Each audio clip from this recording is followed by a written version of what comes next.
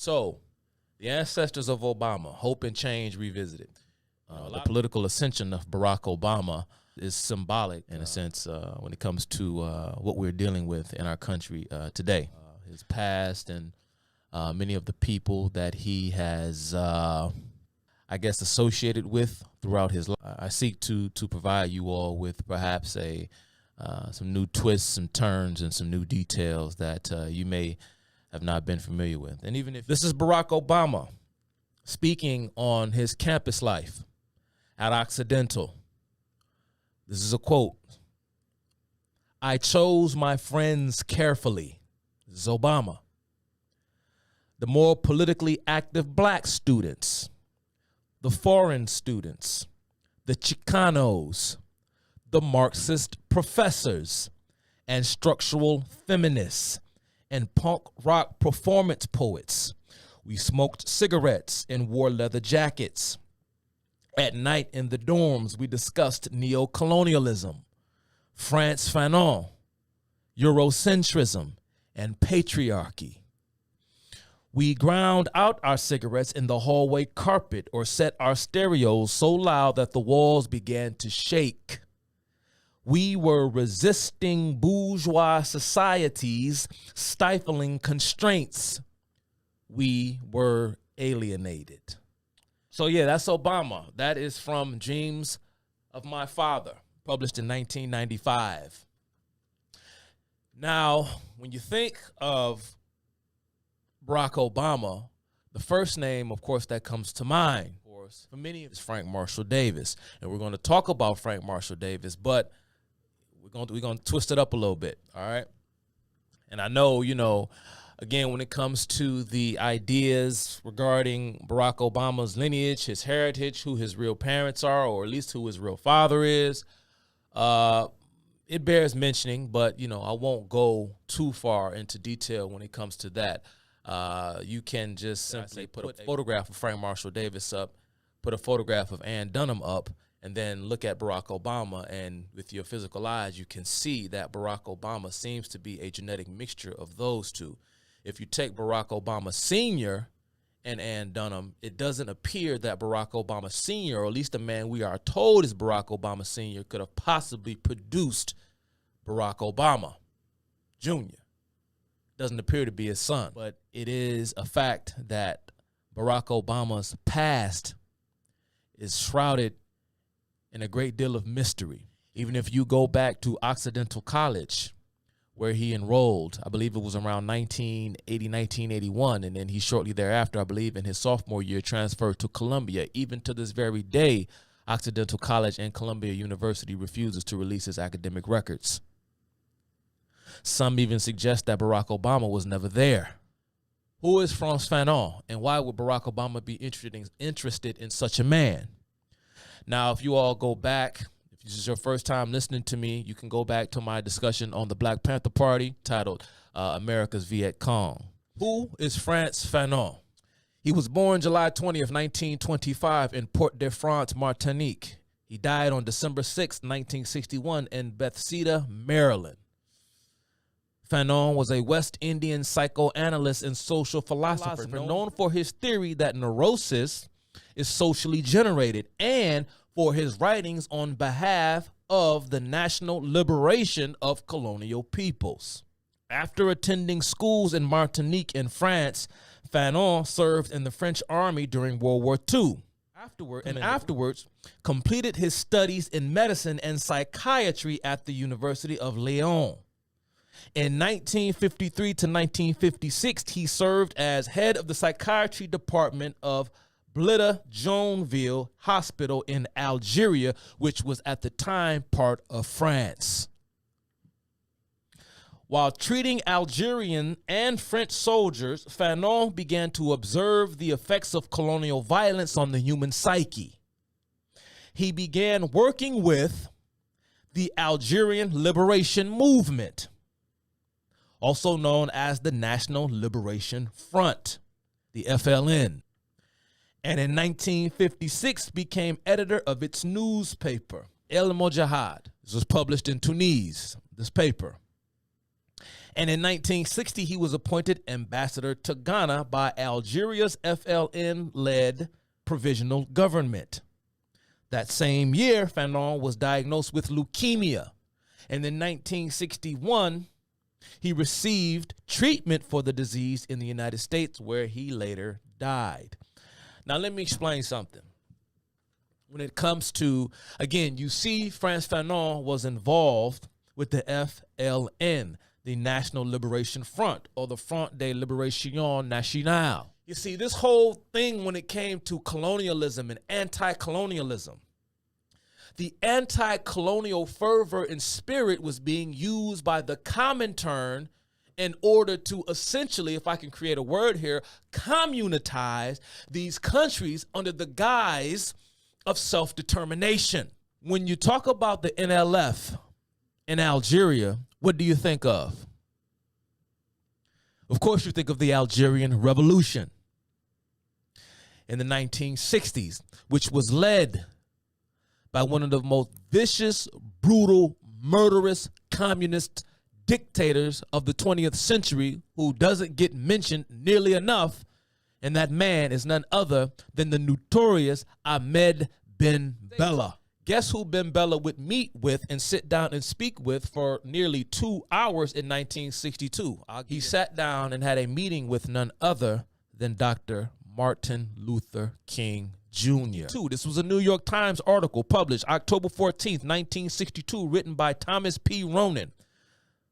The headline of that 1962 article reads, Ben Bella links two injustices. Tell Dr. King segregation is related to colonialism. Dr. King agrees. Or the writer, Thomas P. Ronan, said in this article for the New York Times, Premier Ahmed Ben Bella of Algeria cautioned yesterday that the United States could lose its moral and political voice in the world if it did not grapple with segregation problems here in a forthright manner. So understand what the Communist Party is doing. The Communist Party is doing the exact same thing that the Communist Party of China is doing today. Fanon had become famous and was most known for his seminal work, which was a book published posthumously because he died in 1961. This book was published in 1963. The original year of his publication, 1963, was a book titled The Wretched of the Earth. Frantz Fanon, The Wretched of the Earth. Its preface was written, of course, by none other than Jean-Paul Sartre. I mentioned him also in my talk on the Black Panther Party as well. You'll see a lot of French communists in the mix when you start talking about the new left of the 1960s, from men like Frantz Fanon, Jean-Paul Sartre, Jean Genet, postmodernists such as Michel Foucault, all of whom became darlings of the new left in the 1960s. And it was Jean-Paul Sartre who introduced Fanon's work to a larger Western audience, particularly black youth. Oh, did I mention that Frantz Fanon was a black man? I don't know if I mentioned that. You all probably picked up on that. But Frantz Fanon was a black man. And it was Jean-Paul Sartre, a white man, who introduced Frantz Fanon to a wider Western audience, particularly black youth. I warn you, like I said last time, if you go and look up Jean-Paul Sartre, just be warned that that's one ugly SOB. And he was a sexual deviant, by the way. You all know who Stokely Carmichael is. Stokely Carmichael once described Fanon as a mentor, and the founders of the Black Panther Party regarded The Wretched of the Earth as, quote, essential reading. Repeat that. Fanon says that colonialism as a machine of, quote, naked violence, unquote, which only gives in when confronted with greater violence. So guess who else, ladies and gentlemen, would take the words of Frantz Fanon to heart? Well, that, folks, is none other than Nelson Mandela. On November 29, 2001, for the New Yorker, a writer named Pankaj Mishra wrote, this is what he wrote, quote, in Fanon's view, the Western bourgeoisie was fundamentally racist, and its bourgeois ideology of equality and dignity was merely a cover for capitalist imperialist rapacity. In this, he anticipated, this is the writer, in this, he anticipated the contemporary critique frequently decried as woke that holds that the West's material and ideological foundations lie in white supremacy. So Fanon was saying these things back in the 1960s. Here you have this writer article, but the headline of the article is this shining, glowing praise of the legacy of Frantz Fanon and his fight for racial justice, equality, and to stop oppression of colonial peoples and blah, blah, blah, blah, blah. They'll tell you that these radical Marxists were, in fact, fighters for racial justice and fighters for the justice of the colonial peoples of the world. From Fanon to MLK, this is what they tell you, but they don't go into the history of who these men actually were. Now, I know y'all, Frank Marshall Davis, I know many of you believe that Frank Marshall Davis is the real father of Barack Obama. Where are we told Barack Obama's father came from, Barack Obama Sr.? Well, we are told he's from where? Where is he from? Was it Kenya? Let's talk about Kenya for a second. Now, of course, Kenya is vital because we are told that Barack Obama Sr. was a native of Kenya. Now, this is important when you consider the nature of Kenyan politics during the 1930s and 1940s. And there is no better place, or better yet, person to start with than who? Jomo Kenyatta. His original name, I'm going to try to pronounce it as best I can, Kamu Ngenji. Kamu Ngenji. He was born in 1894 in Ichawari, British East Africa, which is now Kenya. And he died in August 22nd, 1978 in Mombasa, Kenya. He was an African-American statesman and nationalist. He was the first prime minister from 63 to 64 and the first president from 64 to 78 of an independent Kenya. Kamu was a member of the Kikuyu tribe, and he ran away to study at a Scotland church mission where he studied the Bible, mathematics, carpentry, and learned to speak English. Now, as a child, Jomo Kenyatta came down with a jigger infection, which he went to go to this mission, this Scotland church mission, and they had missionaries and doctors and so on and so forth, so he can get cured of his jigger's infection. And they healed him up. And from that point, you know, he felt as though not so much that he owed a great deal of gratitude. He was just amazed at, first of all, again, they cured him.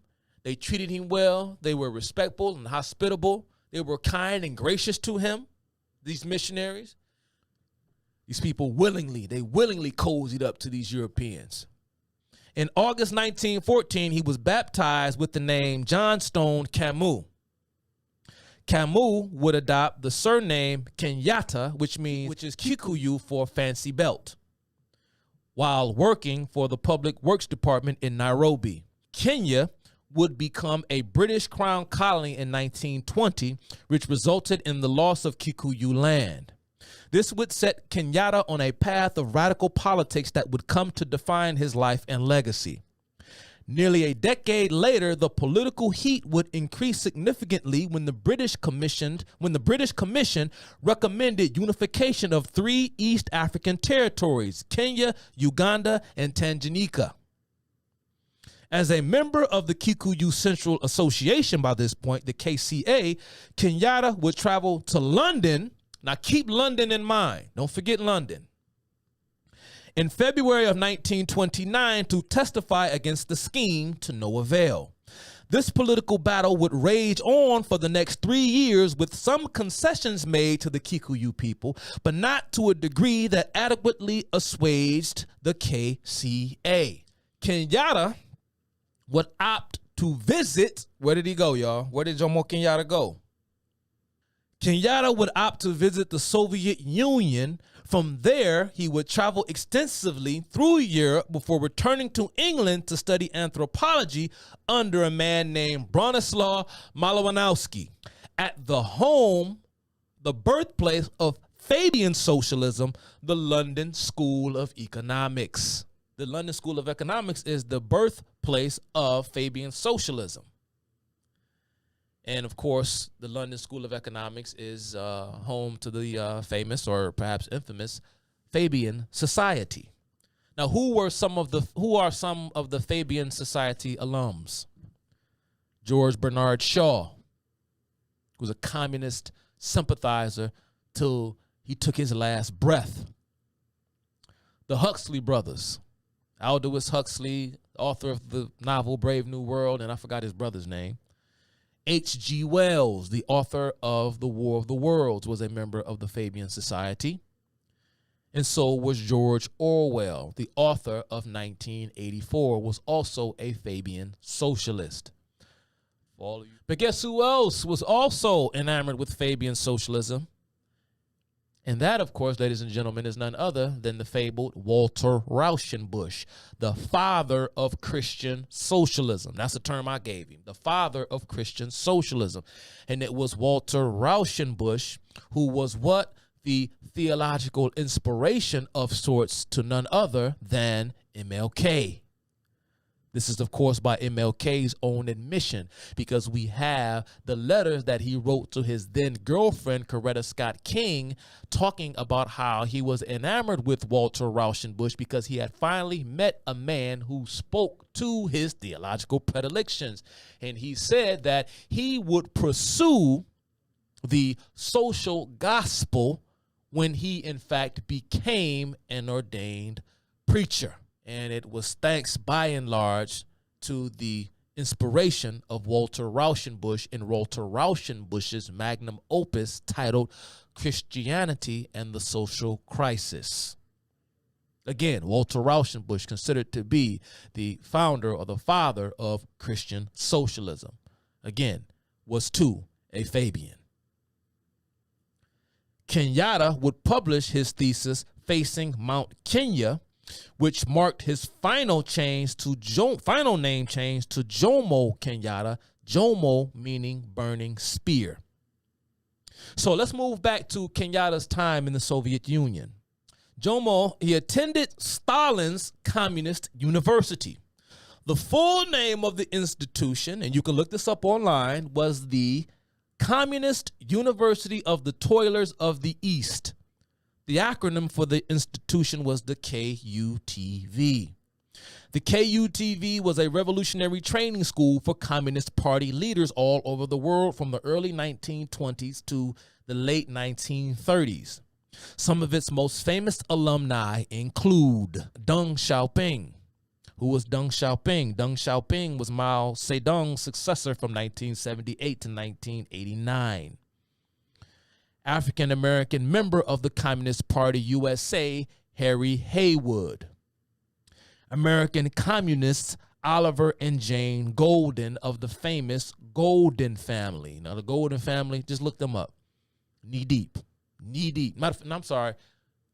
Eyeball deep in communist activity. The Golden family.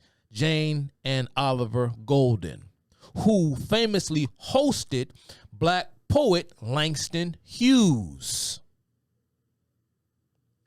while Langston Hughes took his sojourn through the Soviet Union. I know that when you were a kid, every Black History Month, every February that came around, they talked about Langston Hughes. Right, he was one of the figures that you saw on the wall, this great American poet who contributed so much so to our artistic landscape here in the United States. They didn't tell you, they didn't bother mentioning to you that Langston Hughes was a small C communist, and we know this beyond the shadow of a doubt. I can do an entire talk on Langston Hughes. Just you all do me a favor and go and look up Langston Hughes's poem titled Goodbye Christ. Go and read it. Langston Hughes, Goodbye Christ. He stayed at the home of Jane and Oliver Golden. And also a famous alumni of the Communist University of the Toilers of the East, the KUTV, is a man who needs no introduction. And that, of course, is Ho Chi Minh. That's just to name a few. There was another famous Soviet training school known as the what? The Patrice Lumumba People's Friendship University of Russia, named after the martyred Marxist revolutionary of the Congo and Soviet puppet Patrice Lumumba. The university, the Patrice Lumumba's People's Friendship University, was founded on February 5th, 1960. Its goal, the Soviets claimed, was to aid and assist newly freed countries who had recently achieved independence from colonial powers. Again, this is what the Soviet Union was doing at the time. They were trying to grab hold and turn these countries into proxies for the Soviet Union, created out of the vacuum that was made possible when the various European imperial powers relinquished control over these territories. Like the KUTV, its purpose was to indoctrinate in the ways of Marxism, foreign espionage, and subversion. The Lumumba Friendship School is still functioning to this day, albeit under a bit of controversy due to its recent support for the 2022 Russian invasion of Ukraine. Some of its most infamous alumni, now here's the current president of Nicaragua's communist government, Daniel Ortega, is an alumni of the Patrice Lumumba Friendship University. Current president of Palestine and the Palestinian National Authority, Mahmoud Abbas. Yes, Mahmoud Abbas studied communism at the Patrice Lumumba University in Russia. And current president of Iran, Ali Hosseini Khomeini, is an alumni of the Patrice Lumumba University of Russia. Ayatollah Khomeini. Now back to Kenyatta. During the 1930s, Kenyatta briefly joined the Communist Party, wherein he met other black nationalists and writers and organized protests against Italy's invasion and subsequent occupation of Ethiopia. So here we have Jomo Kenyatta in 1930 joining the Communist Party. Kenyatta helped to organize the 5th Pan-African Congress in Manchester, England on October 15th through the 18th in 1945, along with W.E.B. Du Bois, who would join the Communist Party in 1961, and future president of Ghana, Afro-Marxist Pan-Africanist Kwame Nkrumah. Kenyatta returned to Kenya in 1946 to become leader of the newly formed Kenya African Union. In 1952, after decades of tension between the Kikuyu and the British colonial government, all hell would break loose in the well-documented Mau Mau Rebellion. Now, I know y'all familiar with the Mau Mau. Kenyatta was imprisoned in 1953 on charges of insurrection for his part in the rebellion. Now, fast forward a bit. Kenyatta was released in 1961. I think he received like a 7-year sentence or something like that. And at the London Conference, and at the London Conference early in 1962, he negotiated the constitutional terms leading to Kenya's independence. In May of 1963, Kenya would form a provisional government until they could formally hold their first national election on December 12, 1963, with Kenyatta being elected prime minister. While Jomo Kenyatta was in London, y'all, guess who was his roommate for a time in London? None other than the well-known, even to this day, widely celebrated African-American performer and singer and Communist Party member, none other than Paul Robeson. Yes, Jomo Kenyatta and Paul Robeson were close friends. The two men likely met on the set of a movie titled Sanders of the River in 1934. But it was Eslanda Robeson, the wife of Paul Robeson, who was also a student at the London School of Economics in the 1930s, at the same time roundabout as Jomo Kenyatta. Now, I want y'all to hold on to Paul Robeson now, because Paul Robeson is key in all of this. And now we move on to the man, Now we're going to get to the man. Now, mind you, all of that stuff that was going on in Kenya, and I went on this long talk about Jomo Kenyatta because remember, keep in the back of your mind, Barack Obama Sr. is from Kenya. Barack Obama Sr., so we are told, was a radical himself when he came to the U.S. as a foreign exchange student in the 1960s, where he met up with or came across some way, somehow, so we are told, with another radical family with the surname the Dunhams, who were by then themselves radical leftists. Is it a conspiracy? Was this all planned out? It gets even trippier, y'all. Check this out now. We rounding about the final being. Frank Marshall Davis. We're going to get to him. We're on him. This is the man. Frank Marshall Davis was born December 31st on New Year's Eve, 1905 in Arkansas City, Kansas. He died on July 26th, 1987 in Honolulu, Hawaii. The maternal grandparents of Barack Obama were too born in Kansas. Now, hold on. So Frank Marshall Davis and the parents, the maternal grandparents of Barack Obama, the parents of Ann Dunham, Barack Obama's biological mother, so we are told, were both from Kansas. I don't know. It's a state. What you talking about? It's a pretty big state. It's an even bigger country. How in the world? Okay. Stanley Dunham, Obama's maternal grandfather, was born in Wichita, Kansas on March 23rd, 1918. If you look at a map of Kansas, Wichita, Kansas, and Arkansas City, Kansas aren't too far apart. But according to the official story, cross paths with one another, I don't believe. So we are told that back then, the Dunhams and Frank Marshall Davis had no interaction, albeit they were born in the same state. While Madeline Dunham, Obama's maternal grandmother, was born in Peru, Kansas on October 26, 1922. The Dunhams would give birth to Ann Dunham, Obama's mother, on November 29, 1942 in Wichita, Kansas. The story goes that Davis never met the Dunham family while in Kansas.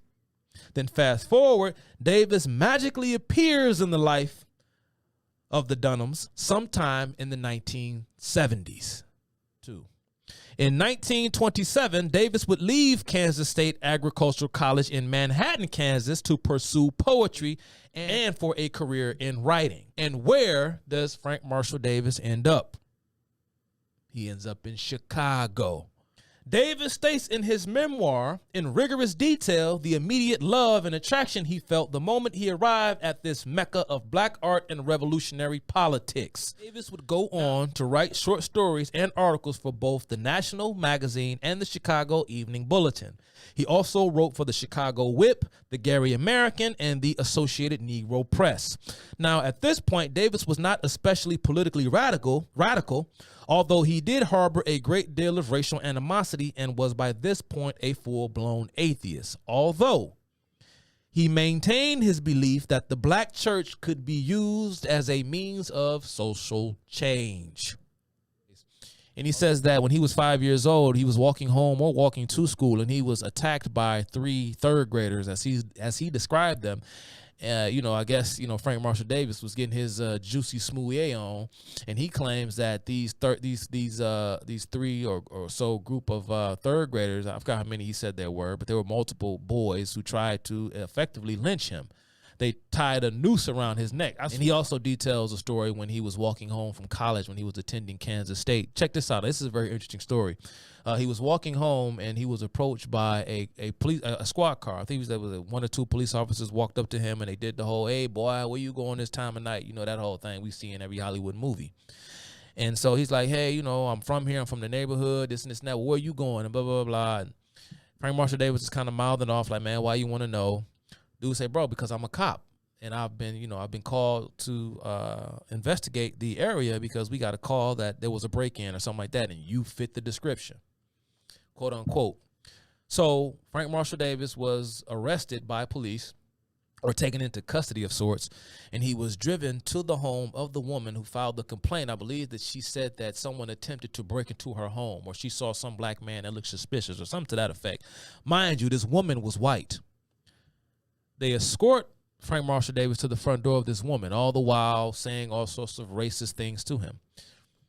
He opens the door and he asks, "Is this the man you saw?" The white woman said, "That's not him."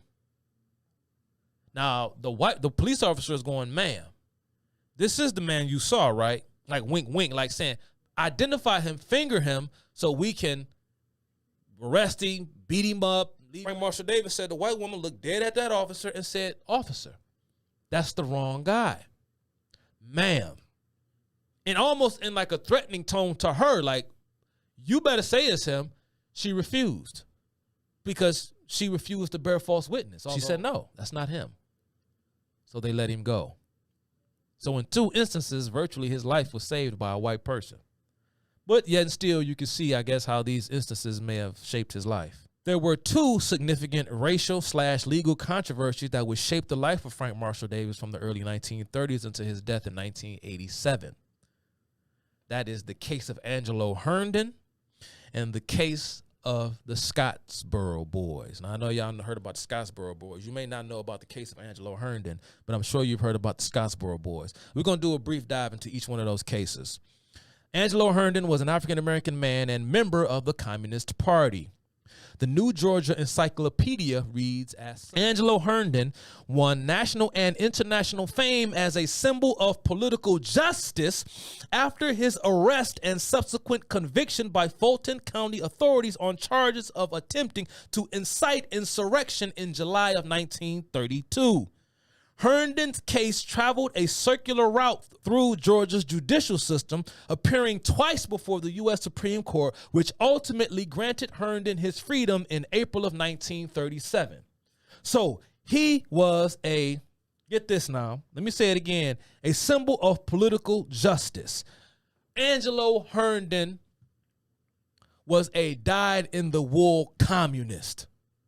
Angelo Herndon and what he was actually doing, just know that if Angelo Herndon was a member of the Communist Party, and let's move on to the Scottsboro Boys.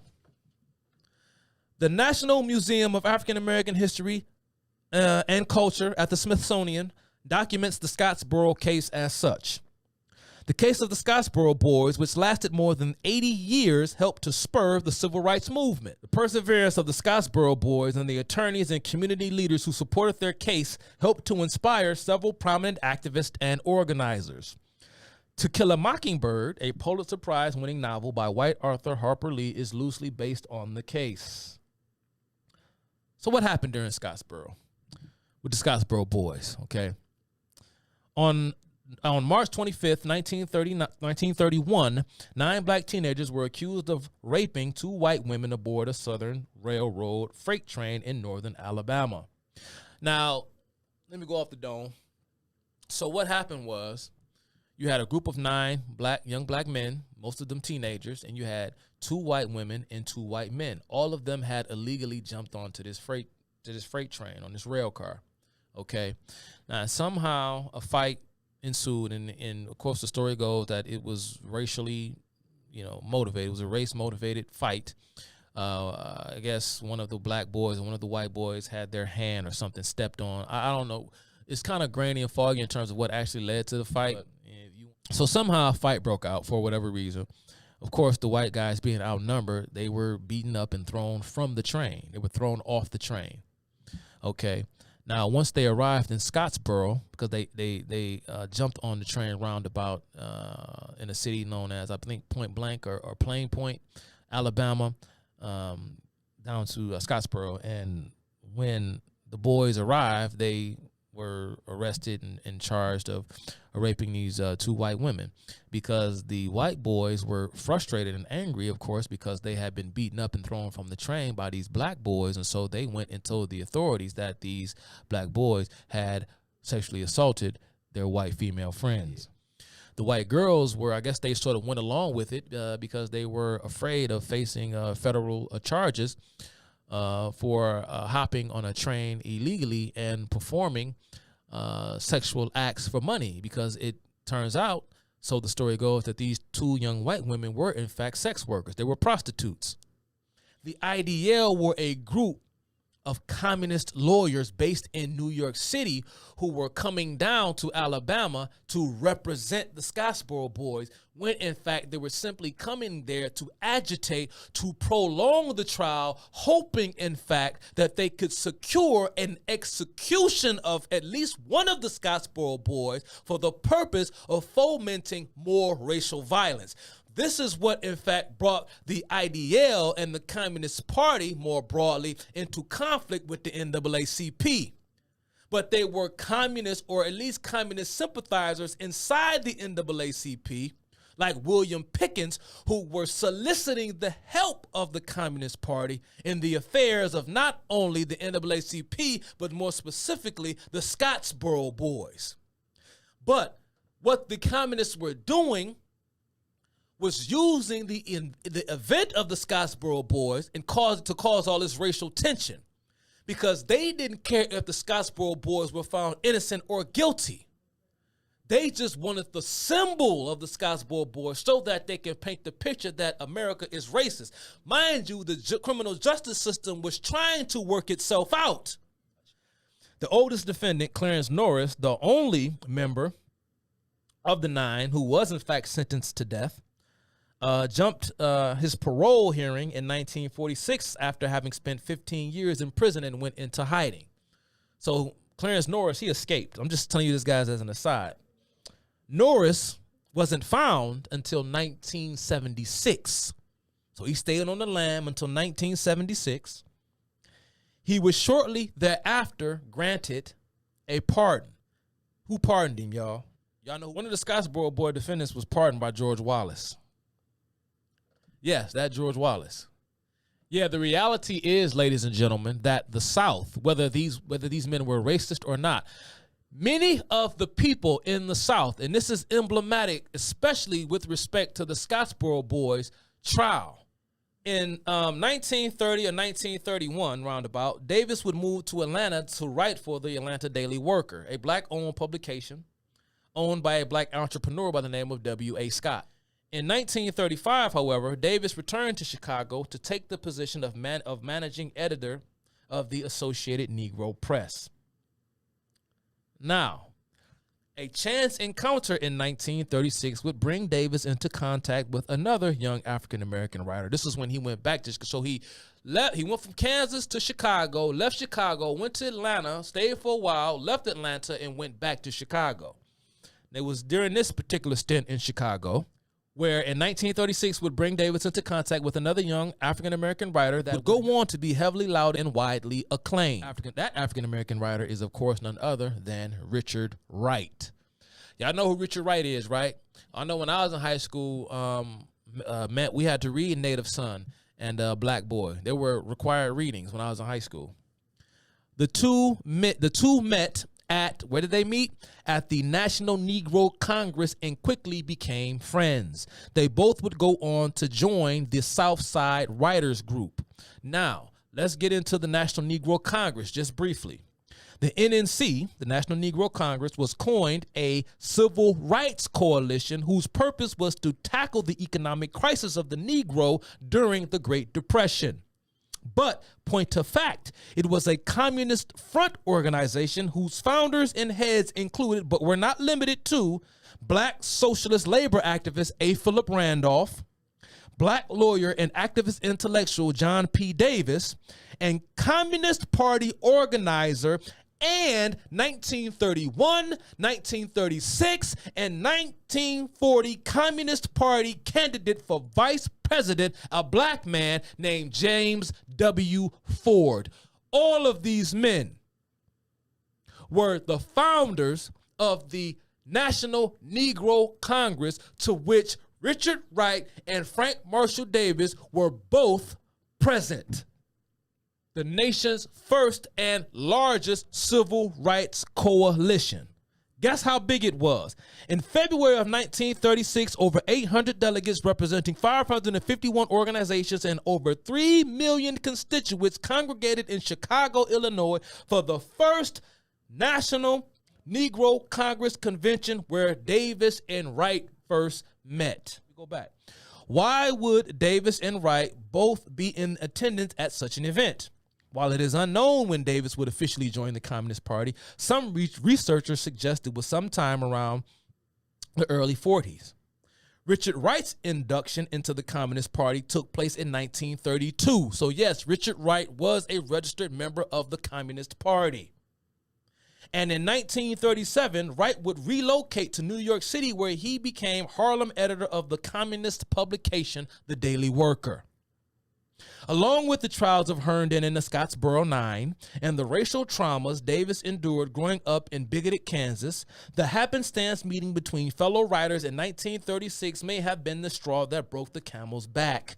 Frank Marshall Davis had become, by that point, a full-throated American Bolshevik, who we now know, thanks to his declassified FBI files, was a registered member of Communist Party USA, whose party number was 47544. Frank Marshall Davis's Communist Party number was 47544.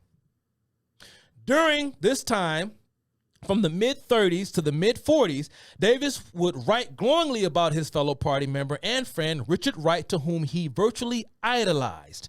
This praise would go on until Wright would turn his back on Moscow when he would leave the party in 1944.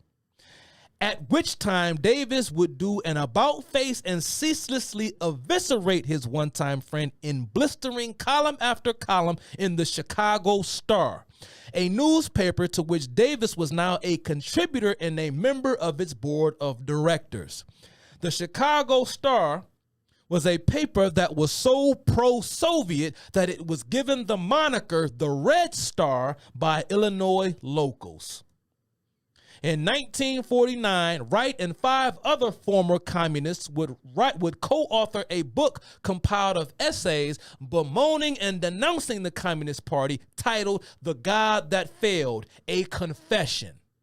Chief editor of the book, Richard Grossman, is alleged to have approached arguably the world's most famous communist defector, Whittaker Chambers, about contributing an essay of his own, to which he turned the offer down.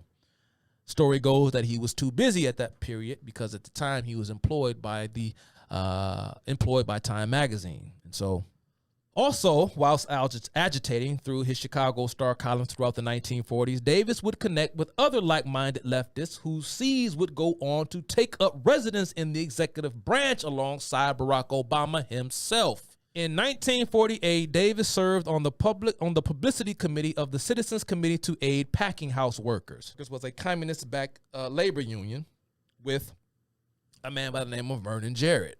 Vernon Jarrett is the father-in-law of none other than former senior advisor to the President of the United States, Valerie Jarrett. Other officials on the committee included Oscar C. Brown, who was treasurer, and Louise T. Patterson, who served as assistant treasurer. Brown and Patterson were both members of the Communist Party, as well as Patterson's husband, W.L. Patterson, who served as an attorney for the Illinois Communist Party. Oscar C. Brown, look him up. And also look up the Pattersons, Louise and William Patterson, both members of the Illinois Communist Party. Vernon Jarrett would also play a significant role in the election of Chicago's first black mayor, Harold Washington, in 1983. Democrat Socialists of America member Paul Bull wrote in a 1992 article for the Encyclopedia of the American Left, quote, "Communists also gained from long-standing political contacts in the black community. Victories of black mayoral and congressional candidates with decades-old ties to the Communist Party. A short list would include Coleman Young, the longtime mayor of my native city, and George Crockett in Detroit, Gus Newport in Berkeley, and somewhat more ambiguously Harold Washington in Chicago. Davis also crossed paths with a man named Robert Taylor through the well-documented Communist Front, the American Peace Mobilization in 1942. Now, who was Robert Taylor? Taylor was an architect and an early housing activist in Chicago. Who else was a housing activist in Chicago who would come about decades later? Well, of course, that was MLK. He became chairman of the Chicago Housing Authority in 1942. Taylor, according to FBI records, was said to have been in communication with a suspected Soviet spy named Alfred Stern. Taylor's main goal within the housing authority, now get this, y'all, was to scatter public housing throughout Chicago to promote residential integration in a racially divided city. So here you have Robert Taylor trying to get through his position at the Chicago Housing Authority. They trying to build public housing projects in these well-off, affluent neighborhoods. And for the people who said, man, we don't want no housing projects set up over here, ain't that right, Steph Curry? We don't want no immigrants over here, no illegal aliens. We don't want no housing project over here. But soon as the cameras get to rolling, you reading from your damn mimeograph sheet. You reading from that script. Police brutality, social justice, equity, equal pay for women, LGBTQ tolerance and rights. What else? Did I miss anything? Am I good? Okay, all right, thank you. Exit stage left. So when them cameras is rolling, you put that, you go into, you start performing and buck dancing for massa. You the real coon. But see, behind the scenes, you don't want no housing project next to your multi-million-dollar mansion. This is what Robert Taylor was trying to do in Chicago in order to promote residential equality. Taylor sought to remove slums from the South Side black community, known at the time as the Black Belt. Fittingly enough, the notorious Chicago project, the Robert Taylor homes, which were demolished in 2007, was named after his father, Robert Taylor Sr., and was ran by a communist frontman, his son, Robert Taylor Jr. Also, Robert Taylor's wife, just as an aside, Dorothy Taylor, was active in Planned Parenthood. Now, why am I talking about Robert Taylor? Robert Taylor is coincidentally, or rather conveniently, the maternal grandfather of who? Valerie Jarrett. Another prominent figure in the seedy cesspool that is Chicago is David Cantor. David Cantor was the son of Harry Cantor, an activist with the Industrial Workers of the World who later became secretary of the Boston Communist Party, USA. The Cantor family even moved to the Soviet Union for a period of time, but by 1946, the family had turned up in Chicago, where both father and son would be active in various left-wing causes. Harry Cantor, check this out now, was part of the group which would purchase the Chicago Star, the pro-Soviet newspaper partly owned by Frank Marshall Davis. So the Cantor family bought out Frank Marshall Davis and took over the Star, where I think it became the Chicago Defender, I think it was called. By 1960, David Cantor, the son, because the father is Harry, had teamed up with Leroy Wallens. The son, David, is also believed to be a key organizer of the 1968 riot at the Democrat National Convention in 1968. Again, like I say, the Communist Party accused the Democrat Party of being the party of the war hawks, the party of the warmongers, the party of the imperialists, the party of the Nazis, and so on and so forth, the party of the fascists. Mind you, anytime someone was arrayed against communism, they were accused of being an imperialist, a pro-colonialist, a fascist, a Nazi, a racist, an anti-Semite. These are the things that they accused anti-communists of. They're still doing that today. By early 1970, David Cantor would meet a young, who would he meet by 1970? David Cantor? He would meet a young David Axelrod at the University of Chicago. Axelrod was working as a reporter for the Hyde Park Herald. Hyde Park is key. We're going to revisit Hyde Park. And it was through David Cantor and Don Rose. Don Rose was a Progressive Party activist who was a stomper for Henry Wallace, who was the Communist Party-backed presidential candidate in 1948. Mind you, Henry Wallace was former vice president to FDR, but he was ousted as Secretary of Commerce by Harry Truman when it was discovered that Henry Wallace was a stooge for the Soviet communism. They said, nah, bro, you got to go. So he ran on his own, and as opposed to joining the Communist Party, Henry Wallace, he joined the Progressive Party. But the Progressive Party and in its many liberal fronts were just that, a front for communists, to give communists the rules or give them the guise of legitimacy. I'm not a communist, I'm a progressive. I'm not a communist, I'm a liberal. He was also press secretary for Dr. Martin Luther King Jr. This is Don Rose. And it was through David Cantor and Don Rose's connection that David Axelrod was able to land an internship at the Chicago Tribune. David Axelrod, like Valerie Jarrett, would go on to become a senior advisor to the President of the United States. You had David Axelrod, Valerie Jarrett. If you ask anybody, David Axelrod and Valerie Jarrett were the kingmakers. They made Barack Obama what he is. Y'all know Frank Marshall Davis had a white rifle. Right. Helen Canfield Davis was too believed to be a member of the Paul Robeson Club of the Communist Party of Chicago. And the legend has it that it was in 1948 that Paul Robeson himself delivered the order to his good friend Frank Marshall Davis to relocate his operation to Honolulu. So that's where we're going to end it, y'all. So I'm out of here. Thanks for sticking with me all this time.